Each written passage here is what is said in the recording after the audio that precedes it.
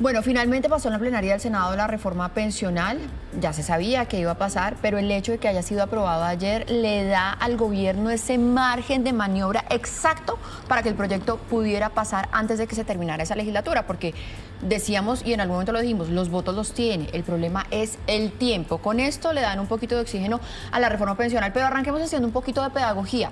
Y Julio, por eso quiero arrancar por usted, porque quizá usted entiende un poquito más a minucia las implicaciones que tiene la reforma pensional, y hoy muchos se están preguntando, bueno, por ejemplo, si yo me gano 3 salarios mínimos y cotizo sobre esa base, ¿en cuánto se me va a reducir o se me va a mantener o me va a aumentar mi mesada pensional?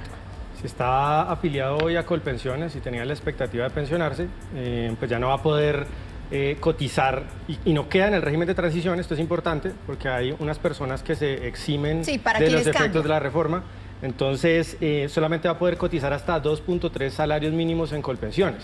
Como las pensiones, en general todas las pensiones de Colpensiones están subsidiadas, pues esto va a significar que el cálculo de la mesada pensional cae para todas las personas que ganan más de 2.3 salarios mínimos. Si usted gana 3, 4, 5 salarios mínimos, entre mayor sea su ingreso, más duro va a ser el recorte de la mesada pensional en Colpensiones. Ese es el efecto en términos de beneficios para los afiliados. Pero quienes ya están en Colpensiones con 900 semanas cotizadas hombres y 700 mujeres, eso no les va a tocar la reforma. 750 mujeres, 750 hasta ahora ese es el régimen de transición. No, a ellos no les afecta la reforma, ¿no? Entonces son los casos en donde no estén en ese rango.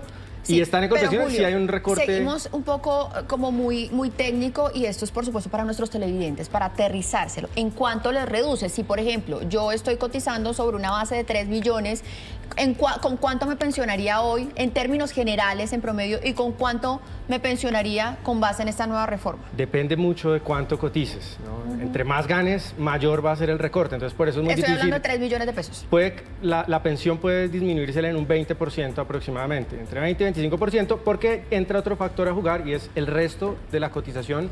Los 0.7 salarios mínimos restantes van a ir a un fondo de ahorro que no tiene subsidio, y por lo tanto la pensión que puede entregar va a ser mucho más baja. Entonces ahí entramos en particularidades, pero en términos generales, para una persona que hoy cotice sobre 3 salarios mínimos, la expectativa de mesada, no para los que están pensionados, eso sí hay que dejarlo claro, no para los que entren en el régimen de transición, sino para los nuevos pensionados, para los jóvenes, comillas, pues en ese caso caería un 20, 25%, Julio, depende de varias circunstancias. Además creo que es importante agregar que en el caso uno también, que más de los 3 salarios mínimos, se puede cotizar el resto en adelante en un fondo privado. Entonces ahí es también muy importante decir que no es que yo cotizo esto y voy a perder el resto. No, el resto se puede cotizar en un fondo privado, entonces sería un régimen más bien mixto en el que una gran parte de la población cotizante puede entrar.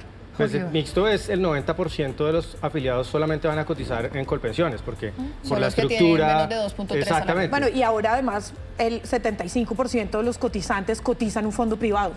Bueno, hay una cosa que quedó ayer sobre el ambiente y que me parece aterrador, porque un poco también marca la historia política de nuestro país y la legislación, y es que todo queda a medias, ¿no? Y entonces ayer empezaron a decir, esta reforma nos va a alcanzar para dentro de 15 años, y en 10, 15 años tenemos que empezar a pensar en otra reforma pensional, en donde ahí sí toquemos el tema de las semanas de cotización, la edad y la tasa de reemplazo. Y pues, entonces, o sea, digamos, esto nos puede van a seguir cambiando las reglas del juego a los que todavía nos falta un poquito más para pensionarnos. Una de las cosas buenas de este programa es que, como no somos expertos en todo, pues nos ponemos a estudiar, escuchamos a los expertos y vamos aprendiendo. Y una de las cosas que por lo menos yo he aprendido es que esto puede que resuelva el problema exactamente a 10 o 15 años. Pero el tema del cambio de la pirámide demográfica, que cada vez más personas en edad de pensión, cada vez menos jóvenes trabajando en situaciones de informalidad, va a plantear un escenario financiero muy complejo en 10 o 15 años, en el que va a tocar que en su momento dar una discusión que es muy dura, que el gobierno ni el Congreso quiso dar, y es subir la edad de cotización. Revisar el tema de la edad pensional, revisar el tema de la informalidad laboral, que es lo que está quizás en el fondo de la financiación. Así que puede que esto, con todos los problemas, nos resuelva el flujo de caja de 10 a 15 años, pero en 15 años esta discusión habrá que darla, y en condiciones mucho más difíciles para reformas más estructurales. Pero es totalmente normal también que se dé un proceso de esos. Creo que en este momento había que solucionar ciertas fallas básicas. O sea, necesitamos que más colombianos se pensionen, porque la mayoría de los colombianos que cotizan poquito, que tienen pocos salarios mínimos y en los fondos privados, no se pensionan. Entonces necesitamos que por lo menos la base del trabajo formal, que gana poco, pueda acceder a una pensión, que es lo más complicado en este momento. Claro que hay que dar una discusión sobre el envejecimiento de la población y no solamente del tema pensional, también en todos los temas, ¿no? En salud, en pensiones, es un tema de la estructura y la pirámide social y de la composición de la población colombiana que hay que empezar por asegurarle una vejez más o menos digna. Y principalmente a las mujeres, que somos las que más estamos en la informalidad y las que menos nos pensionamos por estar en la informalidad. Yo creo que esa es la principal confusión sobre la reforma. Esta reforma no aumenta el número de pensionados de manera importante, para nada. Lo que entrega es unos subsidios, aumenta unos subsidios que ya existen, que es del programa de Colombia Mayor, a 220.000 pesos, pero eso claramente no son pensiones. Y a otros, los que no alcancen requisitos de pensión, les entrega unas mensualidades que arrancan en 70.000 pesos, que no son pensiones. Entonces, eso no podemos hablar de aumento de la cobertura pensional. Seguir hablando de la reforma pensional, y ustedes no se imaginan este debate tan profundo, intenso, acalorado que estábamos teniendo aquí en el corte de comerciales sobre eso, que se aprobó, muchas cosas que discutir. Y una de las cosas que hablábamos, Juana, también es, ya se aprobó en Senado. El tiempo está cortito, pero ¿cómo le va a ir en Cámara? Porque eso depende también que el gobierno nacional alce la bandera diciendo, gané. En Cámara normalmente es mucho más tranquilo y funciona de una manera mucho más ágil, ¿no? Creo que la prueba para el gobierno nacional era el Senado y se vio un Senado bastante coordinado. Una cosa que hay que resaltarles es que fue muy eficaz porque los tiempos de verdad estaban al límite. Yo desde el principio de este año pensé y lo dije acá varias veces, dudo mucho que se apruebe la pensional por los tiempos, pero ahora en Senado, ahora en Cámara. Y cuando se atravesó el debate de la Asamblea Nacional Constituyente más, ¿no? Porque no, ahí ya fue como, esto no va a pasar.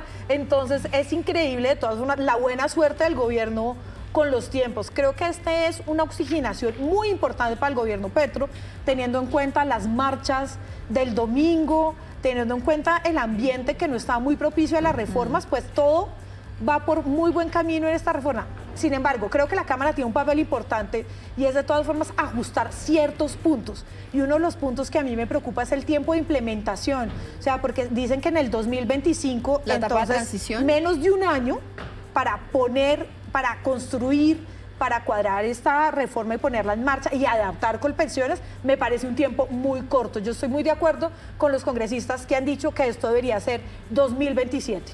Preocupaciones que planteó Bruce McMaster. Dijo, parecería que el Congreso va a contravía de lo que expresó un sector del país durante las marchas.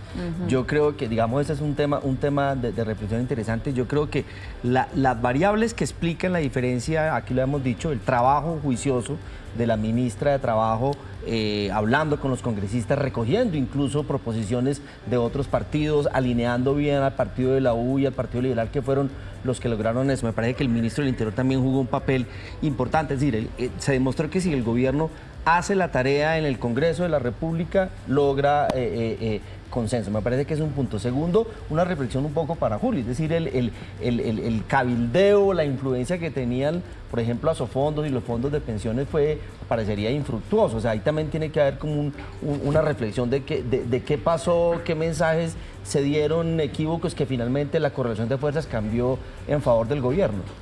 Julio, pues si en la se me acaba el tiempo, Cámara no me alcanza para aprobaron el disparate de la reforma a la salud, que tenía rechazo mayoritario en la sociedad colombiana, rechazo mayoritario de todos los expertos, pues naturalmente que una reforma pensional que no se ha entendido, que los congresistas a todas luces no están entendiendo y que la opinión pública tiene una posición un poco más blanda frente a la pensional, pues yo creo que naturalmente tiene muchas probabilidades de pasar rápidamente en la Cámara de Representantes, ¿no? El gobierno tiene un panorama estrecho, es verdad, sobre todo por el tema de las conciliaciones. Hay puntos dentro de la del texto que salió del Senado, como la reducción a 850 semanas para mujeres, para la pensión anticipada, como el tema de reducir la edad de pensión para las comunidades o grupos étnicos. Son temas que difícilmente van a tener viabilidad fiscal y probablemente van a ser modificados, y eso va a ajustar mucho el trámite de la reforma por el asunto de la conciliación.